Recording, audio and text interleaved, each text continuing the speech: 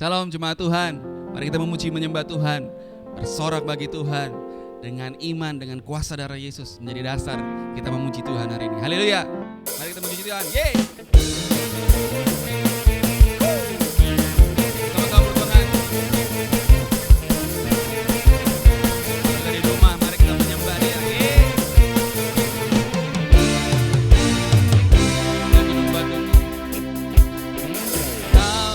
Gunung batuku, Kau kota bentengku, tak akan ku ragu. Kau menjamin hidupku, amin. Kau keselamatanku dan Kau yang membelaku, tak akan ku takut. Kuasa-Mu di dalamku, walau badai menerpa di dalam hidupku ini. Ampun tanganmu Tuhan, angkatku tinggi. Kau Tuhan yang benar, tak pernah tinggalkan. Dahulu, sekarang, selamanya, janji-Mu tak berubah. Kau Alfa dan Omega, awal dan akhir. Semesta alam memuja Engkau Tuhan yang benar.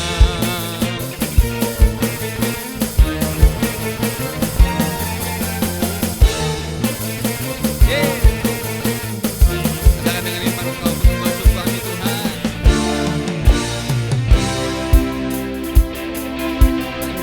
Kau gunung batuku, Kau kota bentengku, tak akan ku ragu. Menjamin hidupku, Kau keselamatanku dan Kau yang membelaku, tak akan ku takut. Kuasa-Mu di dalamku, walau badai menerpa di dalam hidupku ini. Namun tanganmu Tuhan, angkatku tinggi. Kau Tuhan yang benar, tak pernah tinggalkan. Dahulu, sekarang, selamanya, janji-Mu tak berubah. Kau Alfa dan Omega, awal dan akhir. Semesta alam memuja Engkau Tuhan yang benar.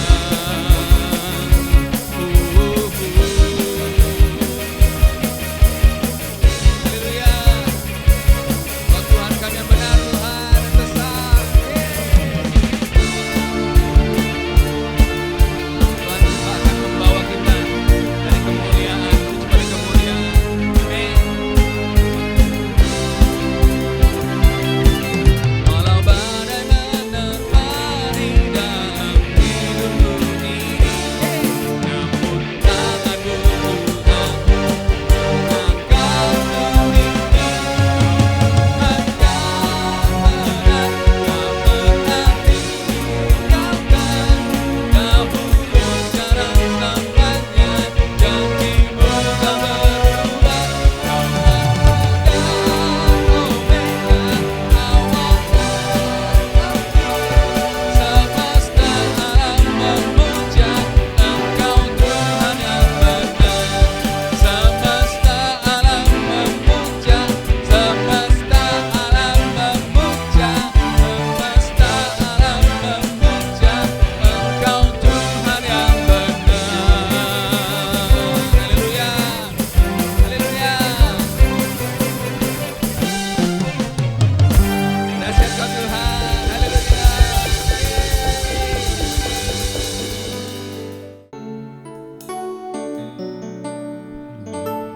Menyembah Engkau Tuhan.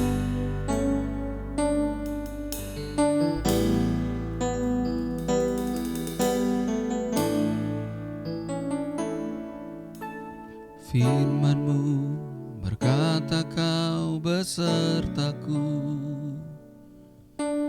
maka kuat roh dan jiwaku. Tangan-Mu Tuhan selalu ku nantikan,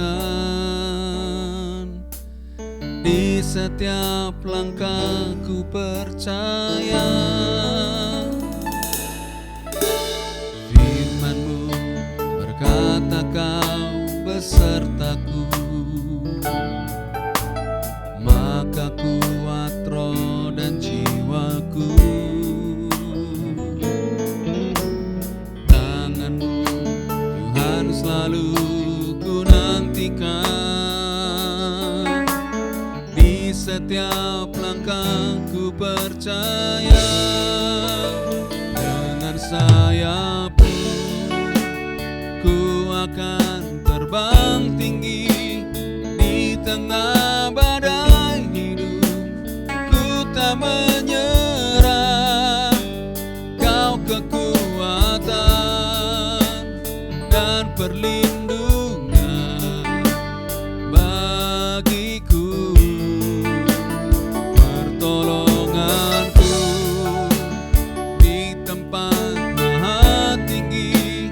Ku mengangkat tanganku, aku berserah. Kau ku nantikan, Kau yang ku sembah, Yesusku, Rajaku.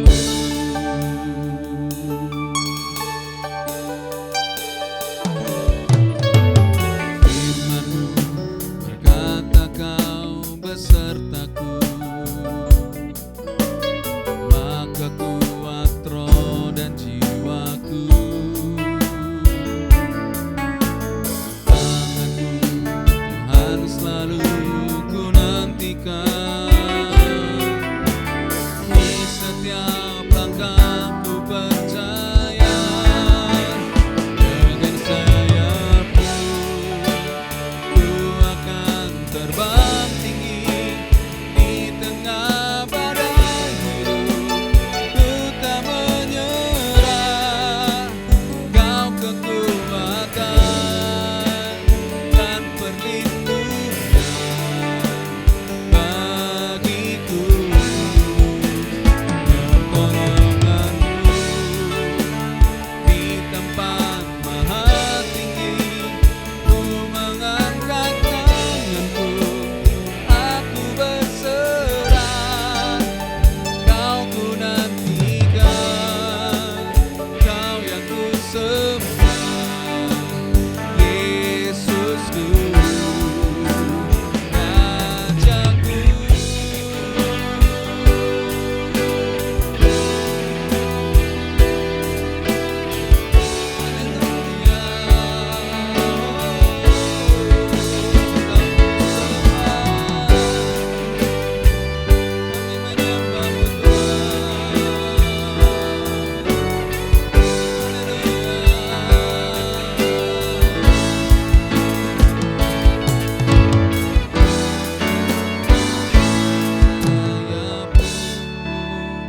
Ku akan terbang tinggi, di tengah badai hidup ku tak menyerah. Kau kekuatan dan perlindungan bagiku, pertolonganku di tempat maha tinggi. Ku mengangkat tanganku, aku berserah. Kau ku nantikan, Kau yang ku sembah, Yesusku. Dengan sayap-Mu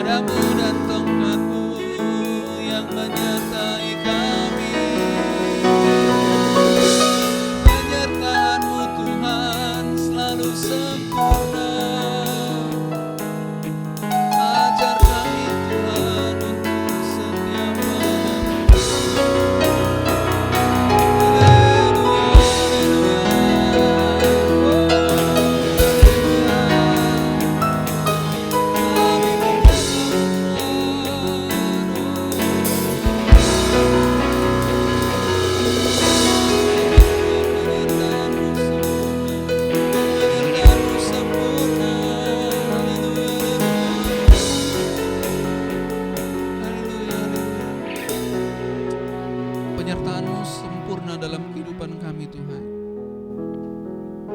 Biarlah Tuhan hari ini jemaat-Mu dikuatkan, dibangkitkan kembali imannya, dan percaya kepada Kristus. Karena Engkaulah sumber, satu-satunya sumber kekuatan kami. Terima kasih Tuhan, urapi hamba-Mu, biarlah hamba-Mu Tuhan menyampaikan isi hati-Mu, menyampaikan firman-Mu yang menguatkan kami, membangkitkan roh kami. Jadi dalam nama Tuhan Yesus Kristus Tuhan, kami berdoa. Yang percaya katakan, amin. Tuhan Yesus memberkati. Shalom saudara, senang bisa berjumpa kembali di ibadah pagi ini. Saya percaya kita semua sehat, terlindung, aman, dan itu semua karena anugerah Tuhan. Amin saudara. Selama bulan ini kita mengambil tema tentang bagaimana kita menjaga tubuh kita memuliakan tubuh Tuhan lewat tubuh kita saudara. Minggu lalu kita belajar bagaimana sebenarnya tubuh kita itu cuma titipannya Tuhan. Karena kita sudah dibeli, tubuh kita bukan milik kita. Bahkan gereja ini juga mengajar anak sekolah minggu untuk menyadari bahwa tubuhnya adalah bait Roh Kudus. Oleh karena itu saudara pastikan anak-anak saudara beribadah, mendengar firman Tuhan, supaya melalui kesadaran rohani sejak mereka muda, mereka menjaga dirinya, menjaga hidupnya tanpa perlu kamera pengawas. Tapi karena mereka sadar bahwa mereka adalah milik Tuhan. Nah minggu ini, minggu ketiga, ya saya berharap kita semua pakai batik seperti saya saudara. Kita setiap minggu ketiga kita pakai batik, saya pakai batik minggu ini. Semoga saudara di rumah juga pakai batik. Karena saudara sekalipun kita masih ibadah online sekalipun kita masih online tentu kita harus bersikap benar. Kita menjaga diri saudara ya. Mari kita membuka ayat bacaan kita yang terambil dari Matius pasal 9 ayat 35 sampai ayat yang ke-38. Kita baca itu terlebih dahulu. Matius pasal 9 ayat 35 sampai ayat yang ke-38, saudara. Dalam Alkitab bahasa Indonesia diberi judul belas kasihan Yesus terhadap orang banyak. Dikatakan demikianlah Yesus berkeliling ke semua kota dan desa. Ia mengajar dalam rumah-rumah ibadat dan memberitakan Injil Kerajaan Surga serta melenyapkan segala penyakit dan kelemahan. Melihat orang banyak itu tergeraklah hati Yesus oleh belas kasihan kepada mereka. Karena mereka lelah dan terlantar seperti domba yang tidak bergembala. Maka katanya kepada murid-muridnya, tuaian memang banyak tetapi pekerja sedikit. Karena itu mintalah kepada Tuhan yang mempunyai tuaian supaya ia mengirimkan pekerja-pekerja untuk tuaian itu. Saudara yang dikasih Tuhan, tadi saya katakan saya minggu ini khotbah keluar dari topik bulanan saudara. Saya memberi judul tuaian dan penuainya. Kalau saudara membaca Matius pasal 9 maka kita akan menemukan ada begitu banyak mujizat yang dikerjakan oleh Yesus. Ya. Di ayat pertama sampai yang 8 dikatakan orang lumpuh disembuhkan. Ada seorang lumpuh yang digotong oleh 4 orang. Dan ketika Yesus melihat iman ke-4 orang ini, orang lumpuh tadi disembuhkan. Lalu kemudian ada perempuan yang sakit pendarahan disembuhkan. Di gereja kita pernah ada seorang ibu yang pendarahan berbulan-bulan. Berhenti total di ibadah ketika ada doa kesembuhan massal. Bahkan yang mendoakan pun tidak tahu bahwa ada yang sakit. Hanya waktu itu tergerak berdoa untuk orang sakit, dari mimbar angkat tangan, melepaskan berkat kesembuhan, tiba-tiba di tempat yang sama, detik yang sama, berhentilah pendarahannya. Saudara kenapa? Karena Tuhan masih melakukan mujizat seperti yang tercatat di dalam Alkitab, saudara. Dan juga disebutkan bagaimana anak Yairus yang sakit keras dan kemudian meninggal, dibangkitkan oleh Yesus. Lalu selanjutnya ada 2 orang buta disembuhkan. Juga ada seorang bisu disembuhkan. Wow, luar biasa saudara. Tetapi sungguh menyedihkan kalau saudara membaca ayat sebelum bacaan kita tadi saudara. Di ayat 34. Maka dikatakan tetapi orang Farisi berkata dengan kuasa penghulu setan.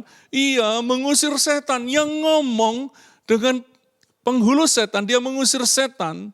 Adalah ahli-ahli kitab. Ketika mereka melihat mujizat, melihat kesembuhan, maka kritik terjadi. Ini yang sedang terjadi di hari-hari ini. Ada sikap-sikap yang penuh penghakiman dari orang-orang yang memiliki pengetahuan teologi yang baik. Tapi mereka gunakan untuk mencari panggung apa yang terjadi. Sibuk saling menjatuhkan, saling mengkritik. Saudara, sungguh menyedihkan ketika kisah-kisah ajaib yang terjadi melalui nama Yesus dicemari dengan nada sinis, dengan sikap kritis dari orang-orang dalam sendiri, saudara. Saudara, saya mau katakan, sebagai pendeta hamba Tuhan, tentu saya tahu mana yang benar dan tidak benar, saya tidak kompromi. Tapi alangkah menyedihkannya ketika kita menggunakan panggung mimbar yang seharusnya untuk memberitakan Injil menjadi tempat perdebatan, bahkan tidak jarang saling memaki. Saya percaya mimbar Arauna adalah mimbar yang kudus, tempat memberitakan kabar baik, tempat pengajaran firman disampaikan, agar orang-orang mengalami keselamatan dan mengalami kesembuhan demi kesembuhan. Tadi kita melihat, orang-orang yang kritis tadi mengkritisi Yesus. Mereka melihat fakta bahwa ada orang lumpuh sembuh, orang mati bangkit. Mereka melihat fakta bahwa ada orang tuli bisa mendengar, orang buta bisa melihat. Tapi mereka sibuk dengan teologinya sendiri, saudara. Apa yang Yesus lakukan di ayat 35 tadi dikatakan dibuka dengan demikianlah. Kata demikianlah bukan sekedar kata penghias, saudara. Faktanya, kenyataannya, apa yang Yesus kerjakan demikianlah. Dan dalam bahasa aslinya dipakai kata-kata penghubung dan atau juga yang berarti tetapi. Di situasi yang sangat sulit itu. Kritikan yang tajam dari orang-orang yang tidak suka. Orang-orang membenci. Tidak menghentikan langkah Yesus. Dikatakan Yesus berkeliling ke semua kota dan desa. Ia mengajar dalam rumah-rumah ibadat dan memberitakan Injil Kerajaan Surga serta melenyapkan segala penyakit dan kelemahan. Yesus tidak berhenti, saudara. Saya melihat di catatan saya, orang yang tahu siapa dirinya di dalam Tuhan tidak akan membiarkan apa kata orang, situasi mempengaruhi secara buruk atau berbicara terlalu banyak sehingga menghentikan langkahnya, menghentikan panggilan Tuhan, membuat dia meninggalkan kehendak Tuhan. Kalau orang yang tahu siapa dirinya di dalam Tuhan, kata-kata buruk, nada penghakiman, tidak akan menghentikan rencana Tuhan di dalam hidupnya. Dia akan terus melangkah bersama Tuhan. Karena yang dia pegang adalah apa yang Tuhan katakan tentang dirinya. Bahkan dia mengabaikan apa kata perasaannya sendiri. Itu orang-orang yang tahu siapa dirinya di dalam Tuhan. Siapa identitasnya di dalam Tuhan. Kalau kita membaca di ayat 36, melihat orang banyak itu tergeraklah hati Yesus oleh belas kasihan kepada mereka. Karena mereka lelah dan terlantar. Seperti domba yang tidak bergembala. Saudara, Yesus melihat hatinya tergerak oleh belas kasihan. Yang Yesus lihat adalah orang-orang yang lelah dan terlantar seperti domba yang tidak bergembala. Hari ini ada banyak domba yang tidak bergembala, tidak tergembalakan. Kemungkinannya dua.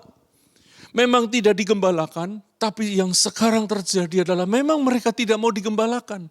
Saudara, domba yang tidak mau digembalakan, tidak berkomitmen di sebuah gereja, di dalam sebuah kembang-gembalaan adalah domba yang hilang.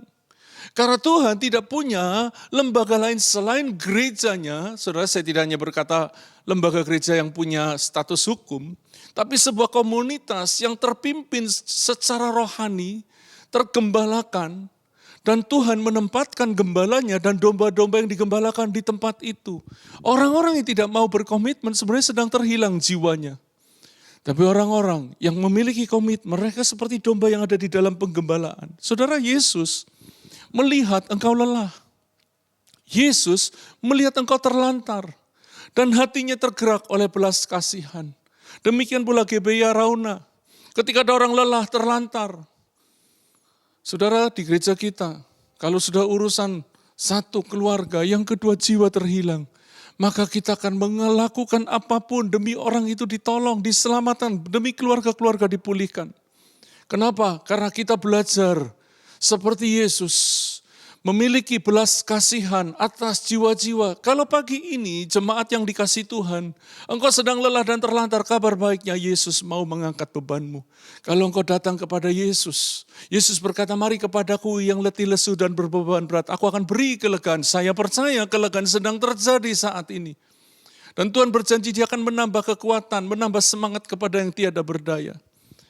Saudara, kalau engkau belum memiliki belas kasihan kepada jiwa, engkau merasa tidak terhilang. Tapi engkau tidak tersentuh ketika ada orang terhilang, ada keluarga sedang rusak. Engkau tidak merasa ada apa-apa di hatimu, maka kiranya belas kasihan ilahi turun atas kita pagi ini. Supaya ketika kita memiliki hati seperti Yesus, memiliki mata seperti matanya Yesus, Yesus melihat hatinya tergerak oleh belas kasihan.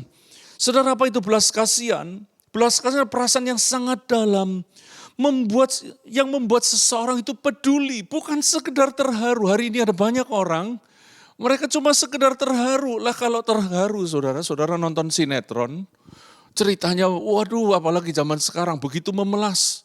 Ya sinetron, drakor, wah penuh air mata, saudara ikut menangis. Tapi begitu selesai filmnya, saudara hanya cuma cerita, oh itu film bagus sekali. Terharu, tapi saudara tidak berbuat apa-apa. Kalau orang punya belas kasihan, hatinya tersentuh, air matanya mungkin bisa saja mengalir, bisa tidak. Saya tidak mudah mengalir air mata saya dari kecil. Tapi setidaknya hatimu tersentuh dan kau peduli, saudara. Karena di dalam ayat tadi dikatakan ketika Yesus melihat orang banyak itu, tergeraklah hatinya oleh belas kasihan kepada mereka. Sungguh unik karena kata belas kasihan ini memiliki kata yang artinya isi perut.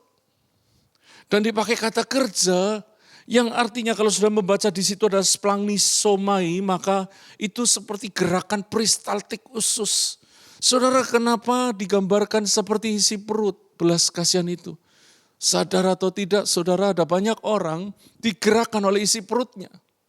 Coba maaf saudara, ketika sedang mules perutnya, saudara bisa tidak peduli lagi bahwa di depan sana ada bahaya. Demi saudara bisa melakukan pelayanan pelepasan pribadi, ya, mules, melakukan pembuangan. Saudara kan ngebut sengebut-ngebutnya, bila perlu lari, tidak peduli ada bahaya atau tidak. Karena memang bagian perut kita itu menggerakkan kita. Sama juga ada orang yang lapar, saudara. Ada orang yang begitu lapar sampai dia tidak peduli sekelilingnya lagi. Yang penting dia bisa makan duluan. Saya ingat waktu saya remaja, kalau saya udah lapar, saya harus makan nasi. Mama saya sering berkata nasinya belum datang. Karena waktu itu saya ikut mama bantu di toko. Belum datang, udah makan roti aja. Enggak bisa, saya harus makan nasi. Itu kalau cuma makan roti enggak makan. Sudah bisa bayangkan. Harus makan. Kenapa? Memang bagian perut kita menggerakkan kita. Saudara, mari kita memiliki belas kasihan yang membuat kita bergerak, bukan sekedar merasa terharu. Saudara. Yesus melihat hatinya tergerak oleh belas kasihan dan kemudian dia bergerak. Bagaimana saudara dengan saya? Ketika kita melihat apakah ada sesuatu yang menyentuh jiwa saudara, hati saudara sedemikian dalam sehingga engkau bertindak ketika engkau melihat ada orang-orang yang terhilang, lelah, terlantar, tidak tergembalakan. Atau pertanyaan saya pagi ini, mungkin saudara engkau menjadi bagian orang yang tidak tergembalakan. Karena selama ini kau tidak memilih tempat penggembalaanmu, saudara tidak menetapkan hati untuk berkomitmen, secara aktif memberi diri dibimbing. Kita hanya asik jadi orang Kristen. Saudara, saya ragu ketika engkau sekedar engkau datang ke gereja, engkau jadi orang Kristen, dan ending-endingnya engkau tidak selamat. Saudara. Ya.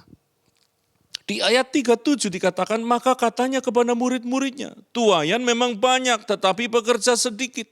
Karena itu mintalah kepada tuaian yang mempunyai tuaian supaya ia mengirimkan pekerja-pekerja untuk tuaian itu. Saudara, sedari dulu sejak kerajaan Allah diberitakan mulai era Yohanes Pembaptis, kemudian Yesus dan kemudian para rasul terus sampai hari ini di gereja Tuhan. Surga tidak kekurangan ladang. Surga kekurangan pekerja, saudara. Kalau yang kita pikirkan kita kurang ladang. Karena yang kita pikirkan adalah kepentingan diri, bukan kepentingan surga. Saudara. Surga kekurangan pekerja, sehingga Tuhan berkata, karena itu mintalah kepada tuayan yang mempunyai tuayan. Ya, karena itu mintalah kepada Tuhan yang mempunyai tuayan supaya mengirimkan pekerja-pekerja untuk tuayan itu. Saudara, surga butuh pekerja yang menuai jiwa-jiwa, menuai ladangnya Tuhan. Yang punya ladang Tuhan, saya percaya GBI Arauna punyanya Tuhan. Dan gereja ini butuh pekerja. Kenapa? Karena surga selalu kekurangan pekerja. Dan di ayat 10 kalau saudara membaca, di tengah Yesus menghadapi tantangan di dalam pelayanan penuh tekanan yang berat dari orang-orang yang seharusnya mendukung, dari para ahli kitab. Dia terus melakukan pekerjaannya, dia tidak berhenti. Saya percaya GBI Arauna tidak akan berhenti sampai kapanpun. Karena kita tahu gereja ini berdiri karena Tuhan. Gereja ini ada karena Tuhan mau GBI Arauna ada. Saudara perlu menyadari hal ini. Jemaat yang dikasih engkau perlu menyadari. Tidak secara kebetulan engkau ada di gereja ini. Tidak secara kebetulan gereja ini ada di kota di mana kita tinggal saat ini. Di pasal 10 ayat yang pertama. Apa yang Yesus kerjakan ketika dia melihat ada kekurangan pekerja? Di ayat 1, pasal 10 ayat 1, Matius pasal 10 ayat 1 dikatakan Yesus memanggil ke-12 muridnya dan memberi kuasa kepada mereka untuk mengusir roh-roh jahat dan untuk melenyapkan segala penyakit dan segala kelemahan. Saudara, kalau engkau membaca ayat ini, yang Yesus beri kuasa kepada muridnya untuk mengusir roh jahat dan untuk melenyapkan segala penyakit, segala kelemahan, semuanya, setiap penyakit. Yesus memberi kita kuasa untuk mengusir setan, menyembuhkan orang sakit, dan melenyapkan segala kelemahan. Dan dikatakan inilah nama ke-12 rasul itu. Pertama Simon yang disebut Petrus dan Andreas, saudaranya, dan Yakobus anak Zebedeus dan Yohanes saudaranya, Filipus dan Bartolomeus, Thomas dan Matius pemungut cukai, Yakobus anak Alfeus dan Tadeus, Simon orang Zelot dan Yudas Iskariot yang mengkhianati dia. Kenapa nama-nama tadi disebut dengan ada yang punya profesi? Ada yang pemungut cukai. Saudara tahukah bahwa pemungut cukai di zaman itu dianggap sebagai pengkhianat bangsa karena mereka bekerja untuk pemerintah penjajah. Mereka dianggap sama dengan pendosa karena memeras bangsanya sendiri. Dan tadi ada dikatakan Simon orang Zelot. Kelompok Zelot adalah kelompok pemberontak, saudara. Dan ada Yudas Iskariot yang mengkhianati dia. Nama-nama yang disebut ini bukan nama orang hebat. Kita tahu Simon Petrus dan Andreas itu nelayan. Orang-orang yang tidak terpelajar, bahkan mereka idiot, ditulis idiotes, agramatos. Mereka orang yang tidak terpelajar, orang yang bodoh, dan yang buta huruf. Tuhan pakai orang-orang seperti ini. Dan kalau kita belajar, Yesus memanggil. Yang dipanggil apa? Murid. Tuhan tidak tertarik dengan fans. Tuhan tertarik dengan murid. Oleh karena itu pastikan saudara kita memiliki hati seorang murid. Yang punya komitmen untuk dibimbing dan kemudian memuridkan orang lain. Itu hati murid. Dan Tuhan memanggil murid. Bukan penggemar. Itu sebabnya tadi saya berkata, kalau engkau cuma sekedar jadi orang Kristen, saya ragu perjalanan hidupmu berakhir dengan keselamatan kelak. Karena nanti kelak yang menyambut Yesus, melihat kedatangannya ditulis seperti dia terangkat. Seperti dia terangkat, kau akan melihat dia kembali datang seperti itu. Kepada siapa? Kepada murid. Yang disebut murid. Mari kita jadi murid. Karena murid yang bisa diberi kuasa. Saudara yang dikasih Tuhan, mengapa pekerjaannya sedikit? Karena yang dicari Tuhan, yang dipanggil Tuhan itu murid. Sementara tidak banyak orang tertarik jadi murid. Mereka sekedar mau beragama Kristen. Tapi menjalankan kewajiban Kristen, mereka tidak mau. Karena Kristen artinya pengikut Yesus, pengikut Kristus. Pengikut yang bukan sekedar fans, kemana Yesus pergi, dia ada di situ. Kemana Yesus mengajar, dia mengerjakan itu. Itu namanya murid. Dan tadi dikatakan Tuhan memberi kuasa kepada murid, bukan kepada yang lain. Di Kisah Para Rasul ada sebuah kisah, 7 anak imam Skewa, di Kisah Para Rasul 19, mereka coba tiru-tiru Paulus pakai nama Yesus. Satu kali ada orang kerasukan setan, 7 anak imam Skewa ini mencoba menggunakan nama Yesus. Dan yang terjadi sebaliknya, mereka dikalahkan oleh orang yang kerasukan roh jahat ini. Dan mereka dipermalukan. Kenapa memakai nama yang sama tapi hasilnya beda? Karena yang satunya Paulus adalah murid. Yang satunya cuma asal comot. Bukankah hari ini banyak orang Kristen asal comot? Mengimani ayat dan tidak mengalami kehidupan. Mereka gagal saat mencoba memakai nama Yesus karena mereka bukan murid. Yang diberi kuasa oleh Tuhan adalah murid. Jangan sampai saudara tidak pernah mengusir setan karena engkau memang bukan muridnya. Hanya murid yang diberi kuasa. Kuasa untuk mengusir roh jahat dan untuk melenyapkan segala penyakit dan segala kelemahan. Bukan sebagian. Saudara, mari kita percaya Alkitab. Seturut yang Alkitab katakan, bukan perasaan kita atau bukan seturut fakta yang terjadi. Banyak orang sebenarnya tidak beriman. Ketika mereka melihat fakta yang terjadi tidak seperti yang tertulis di Alkitab, mereka berhenti. Contoh, berdoa untuk orang sakit, gak sembuh, mereka berhenti. Akibatnya mereka tidak pernah melihat kuasa Tuhan bekerja. Kalau murid, biar gagal, mereka tetap taat. Kalau murid, biar gagal, mereka tetap percaya firman, melampaui semua fakta yang sedang terjadi. Itu murid, saudara. Hanya murid yang siap dan bisa diutus, saudara. Bukan karena mereka lebih hebat. Tadi saya sudah katakan, nama-nama yang disebut itu bukan orang hebat, pemungut cukai, pengkhianat lagi. Kenapa Yesus begitu ambil aja, pengkhianat pun diambil? Karena memang kekurangan pekerja. Dan kadang-kadang para pengkhianat ini yang mau jadi murid, walaupun tidak sampai akhir. Para pengkhianat ini yang kadang-kadang memang lebih aktif di gereja. Makanya kenapa di gereja banyak hal-hal terjadi memalukan. Awalnya mereka dipakai Tuhan, tapi kemudian mereka melakukan hal-hal yang memalukan. Ya karena mereka tipe seperti Yudas. Tapi jangan lupa ada tipe seperti Petrus. Gagal berulang kali menyangkal Yesus berulang kali. Tapi di ujung hidupnya, dia menjadi soko guru rumah Tuhan. Soko guru jemaat Tuhan. Jadi orang-orang yang setia. Ada Matius, ada pemungut cukai. Yang namanya jelek di masyarakat tetapi mulia di mata surga. Karena Matius memilih menanggapi panggilan Tuhan atas hidupnya. Ketika ada di rumah cukai, Yesus berkata, ikut aku. Nggak pikir panjang, dia langsung pergi, saudara. Jangan sampai saudara, kita yang kelihatannya lebih hebat, lebih terhormat. Tapi tidak tercatat namanya di surga. Karena kita terus mengeraskan hati, kita berpikir cukuplah saya. Yang penting saya ke gereja, saya memberi persepuluhan, membawa persembahan. Enggak perlulah terlalu aktif. Saudara, kalau saudara punya pemikiran seperti ini, saya ragu. Engkau selamat sampai tujuan. Jangan sampai kita sudah mengawali langkah yang baik, tapi kita tidak mencapai garis akhir yang baik. Saudara, kalau kita terus membaca di ayat 5, ke-12 murid itu diutus oleh Yesus dan dia berpesan kepada mereka, janganlah kamu menyimpang ke jalan bangsa lain atau masuk ke dalam kota orang Samaria. Jangan menyimpang, melainkan pergilah kepada domba-domba yang hilang dari umat Israel. Cari domba yang tersesat, bukan cari domba yang lezat, saudara. Cari domba yang hilang, bukan cari domba yang banyak uangnya. Cari domba yang hilang. Mau banyak uang, tidak banyak uang. Kalau itu dombanya Tuhan yang perlu dicari-cari, saudara. Dan dikatakan, pergilah dan beritakanlah kerajaan surga sudah dekat. Sayang berita ini semakin jauh dari gereja. Karena gereja sibuk mengajarkan pengajaran motivasional. Termasuk gereja kita perlu mungkin menyadarkan diri. Supaya kita memberitakan bahwa kerajaan surga sudah dekat. Memang kita tidak bisa memprediksi waktunya kapan Tuhan datang, saudara.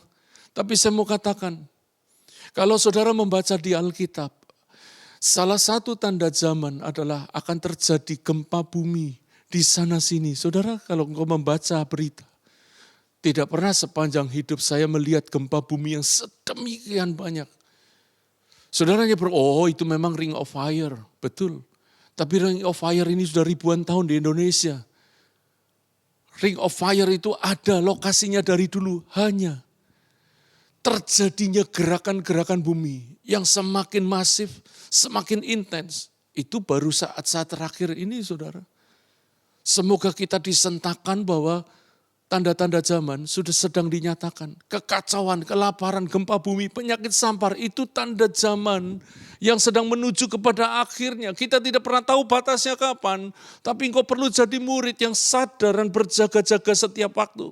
Tadi dikatakan ayat 8, sembuhkanlah orang sakit, bangkitkanlah orang mati, tahirkanlah orang-orang kusta. Usirlah setan-setan, kamu telah memperolehnya dengan cuma-cuma. Karena itu berikanlah pula dengan cuma-cuma. Bukan pakai harga, bukan pakai tarif, saudara. Apalagi zaman sekarang ini. Uang itu jadi ukuran, sungguh mengerikan. Tuhan berkata, kamu terima cuma-cuma, berikan dengan cuma-cuma. Berapa kali dalam pelayanan kami, saya sama istri saya menolak pemberian keuangan atau pemberian materi. Sambil berkata, kami hamba Tuhan. Loh kenapa enggak mau diterima? Saya ikhlas loh memberi. Enggak. Kalau bosku di surga ngomong jangan, ya kami enggak lakukan. Kenapa? Karena saya terima dengan cuma-cuma. Saya berikan dengan cuma-cuma. Kalau pada saat ini saudara, ada yang merasa engkau sedang mengalami sakit, kelemahan, persoalan, keterikatan. Apa yang ada pada kami? Kuasa. Kami lepaskan saat ini dalam nama Yesus. Kiranya engkau disembuhkan, kiranya engkau dilepaskan di dalam nama Yesus. Saudara, Tuhan tidak dibatasi oleh waktu dan tempat. Bahkan rekaman seperti ini atau tayangan seperti ini, ibadah online seperti ini tidak dibatasi. Tahukah saudara, selama pandemi kami tidak bisa dekat secara fisik. Tapi dalam pelayanan berapa orang kami melihat disembuhkan lewat telepon, saudara. Mereka sendiri yang bercerita. Ada orang COVID yang cukup parah ditolong Tuhan dengan ajaib.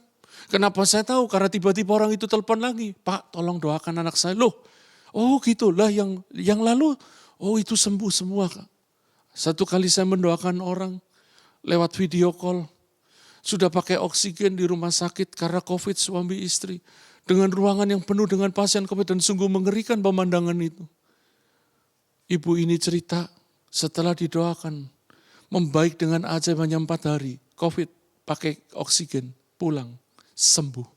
Karena dia melihat kuasa Tuhan, dia kontak lagi, kami tidak kenal. Ada orang-orang yang ditolong Tuhan. Dokter sudah suruh tanda tangan.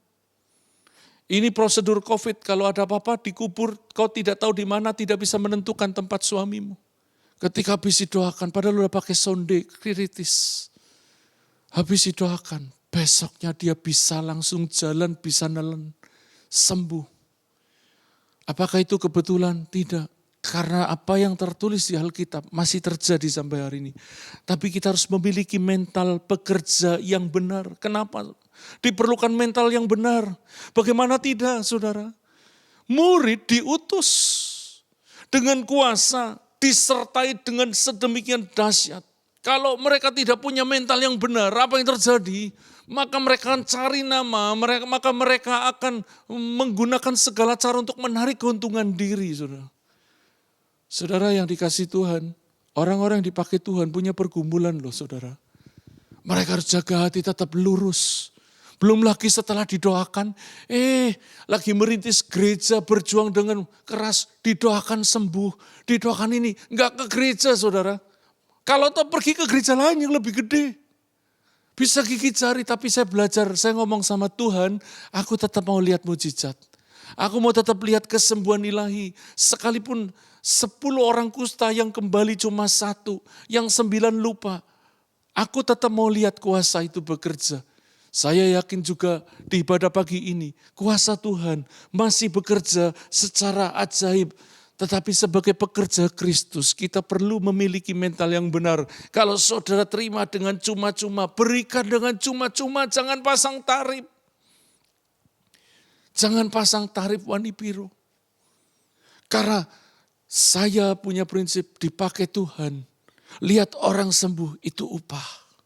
Ada waktunya saya terima berkat. Tapi tidak setiap kali kami menerimanya. Ada kalanya kami berkata terima kasih. Berapa orang yang ditolong Tuhan ketika ditohakan? Tanya, Pak, nomor rekeningnya berapa? No, aku cuma hamba.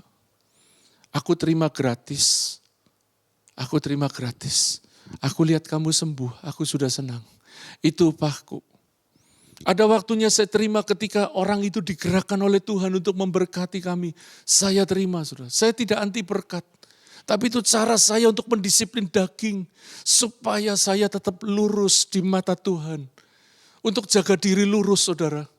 Itu penuh perjuangan yang berat. Jujur, penuh perjuangan yang berat. Tapi saya belajar, mari kita jadi hamba Tuhan, para pekerja yang berintegritas, punya hati yang lurus, hati yang tulus, tidak belat-belit, tidak menyimpang ke sana kemari. Karena Tuhan mengutus kita, itu kehormatan. Paulus berkata, upahku adalah aku boleh memberitakan Injil. Itu yang saya tanamkan di hatiku. Upahku, aku boleh melayani Rajaku, aku boleh melayani Tuhan. Saudara yang dikasihi Tuhan, jangan takut ditolak. Karena Tuhan mau kita taat, jangan fokus kepada hasil. Melainkan miliki tetap hati yang lurus, hati yang benar. Saudara, kadang-kadang dalam pelayanan, kami punya perjuangan yang berat, punya pergumulan ketika berdoa untuk orang sakit, orang tidak sembuh. Itu sakit, saudara. Kadang-kadang saya ngomong kepada istri saya ketika saya mendoakan orang-orang yang kena kanker, orang-orang sakit berat sekali. Habis itu saya rasa capek sekali karena berat sekali hati saya. Cuma saya tahu, orang yang punya belas kasihan, itu akan memiliki rasa sakit di tubuhnya. Rasa lelah di tubuhnya. Karena dia bergumul dengan Tuhannya. Kalau engkau melihat orang sakit, orang lelah terlantar, dan engkau tidak merasa apa-apa, mari bertobat pagi ini. Biar belas kasihan ilahi itu turun atas rohmu. Tadi dikatakan apabila kamu, selanjutnya di ayat 11 dari Matius 10 ayat 11. Apabila kamu masuk ke kota atau desa, carilah di situ seorang yang layak tinggal. Ya, dan tinggallah padanya sampai kamu berangkat. Apabila kamu masuk rumah orang, berilah salam kepada mereka. Jika mereka layak menerimanya, salammu itu turun ke atasnya. Jika tidak, salammu itu akan kembali kepadamu. Dan apabila seorang tidak menerima kamu dan tidak mendengar perkataanmu, keluarlah dan tinggalkanlah rumah atau kota itu. Dan kebaskanlah debunya dari kakimu. Aku berkata kepadamu, sesungguhnya pada hari penghakiman tanah Sodom dan Gomora akan lebih ringan tanggungannya daripada kota itu. Saudara yang dikasihi Tuhan, ada banyak orang fokus kepada hasil, sehingga ketika mendoakan orang sakit gak sembuh, dia berhenti. Ketika dia ditolak, dia kecewa, dia berhenti. Yesus berkata, kalau ada orang yang menolak kamu, tidak menerima kamu, dan tidak mendengar perkataan, ada kemungkinan orang yang kita layani tidak terima. Orang yang kita layani tidak mau terbuka kepada kita. Itu bukan salah saudara dan saya, karena Tuhan sudah berkata, kalau orang itu tidak mau menerima. Saudara, kalau sudah urusan dengan hati orang, maka kita tidak bisa apa-apa.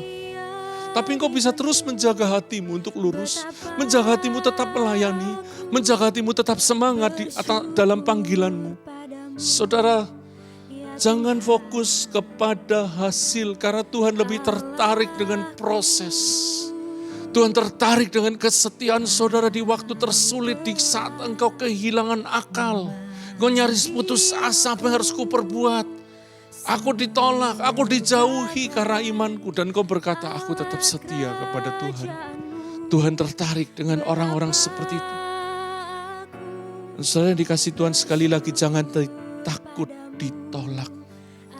Karena Tuhan mau saudara dan saya tetap setia, tetap taat kepada Tuhan.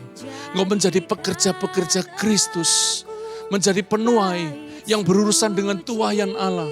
Kalau saat ini sepertinya engkau tidak menuai, teruslah kerjakan yang baik karena engkau sedang menabur. Ada saatnya engkau akan menuai. Kapan tidak tahu, karena yang tahu waktunya cuma Tuhan. Bagian kita dalam mengerjakan tetap setia. Saudara, di Matius 28 ayat 20 saya akan tutup dengan bagian ini. Ada janji Tuhan bagi orang-orang yang mau memiliki mental pekerja Kristus, menjadi para penuai. Dan Tuhan berkata begini, aku menyertai kamu senantiasa sampai kepada akhir zaman. Tuhan menyertai murid. Tuhan menyertai orang-orang yang punya komitmen. Tuhan menyertai orang-orang yang mau menjadi penuainya, saudara. Itu sebabnya, saudara, kalau engkau fokus kepada Tuhan, engkau setia, engkau mau jadi penuainya Tuhan, engkau tetap menjadi murid yang setia. Tuhan ngomong, aku menyertai kamu. Saudara, Tidak ada tempat yang aman di bumi ini. Tidak ada tempat yang nyaman. Tidak ada tempat yang membuat kita bisa benar-benar rileks. Karena di dunia ini adalah perjalanan iman kita. Tapi ada satu yang Tuhan tidak bisa, dia harus kerjakan. Dia berkata, aku menyertai kamu senantiasa sampai kepada akhir zaman. Siapa yang disertai? Murid. Jangan hanya jadi orang Kristen, jadilah murid. Jangan jadi murid yang pasif. Jadilah penuainya Tuhan. Yang terus bekerja, yang menabur terus di ladangnya Tuhan. Dan satu saat nanti akan menuai jiwa-jiwa, membawa orang-orang datang kepada Tuhan. Dan kiranya belas kasihan Allah itu turun atas hidup saudara. Saudara, engkau dipanggil, dipilih untuk jadi penuai. Engkau dipanggil, dipilih untuk jadi murid. Kalau saudara cuma selamat, maka saudara Yesus akan berkata seperti kepada salah satu penjahat yang di sebelahnya waktu di Golgota. Hari ini juga engkau bersama aku di Firdaus. Saya rasa kita belum mau ke Firdaus saat ini, bukan saudara? Saya masih ngomong sama Tuhan, beri aku panjang umur. Aku punya istri, aku punya jemaat, aku punya keluarga. Kalau aku cepat dipanggil Tuhan, setidaknya mereka yang ikut sedih. Saya mau sehat seumur hidup. Itu sebabnya saudara, dua minggu lalu saya sharing bagaimana untuk memuliakan Allah lewat tubuh. Saya menjaga tubuh saya. Mulai dari pola makan dan gaya hidup. Demi bisa sehat sepanjang hidup, sepanjang umur. Dan di hari ini kita belajar, Tuhan mengingatkan tentang penuai dan tuaiannya. Kita penuainya Tuhan, yang akan menuai tuaiannya Tuhan juga. Mari jadi murid yang setia. Kiranya Tuhan memberkati setiap saudara. Amin. Saudara yang dikasihi Tuhan, kita sudah mendengar firman Tuhan yang singkat tadi. Mari kita berdoa di penghujung ibadah ini. Kalau ada yang kau sedang membutuhkan mujizat Tuhan, saya mau berdoa. Kesembuhan ilahi, karena saya percaya Tuhan tadi dikatakan dia menyembuhkan segala penyakit. Dia melenyapkan segala kelemahan. Tidak peduli bagaimana caranya, saudara. Tuhan bisa bekerja lewat medis, lewat non-medis, secara supranatural. Tapi percayalah, Tuhan melenyapkan segala kelemahan, menyembuhkan segala penyakit. Mari kita berdoa. Tuhan, di akhir ibadah ini, untuk mereka yang sedang membutuhkan mujizat, kesembuhan ilahi, membutuhkan pertolongan Tuhan secara ajaib, kami melepaskan berkat kesembuhan, berkat mujizat di dalam nama Yesus. Apapun penyakitnya Tuhan, tekanan darah tinggi, diabetes, apapun, jantung, paru-paru, bahkan kalau ada yang sedang kena COVID, sembuhkan dengan ajaib. Kalau ada yang sedang kena cancer, sembuhkan dengan ajaib Tuhan. Kami rindu melihat dan mendengar kesaksian demi kesaksian.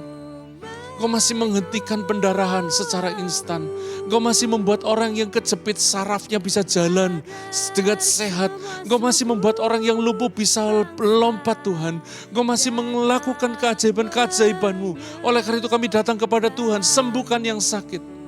Kami terus berdoa juga Tuhan, mereka sedang membutuhkan jalan keluar dan hikmat untuk pernikahan mereka, untuk keuangan mereka. Tuhan, kami datang kepada Tuhan, kiranya Tuhan menolong mereka yang sedang membutuhkan pertolongan dalam keuangan, sedang membutuhkan pertolongan dalam pernikahannya.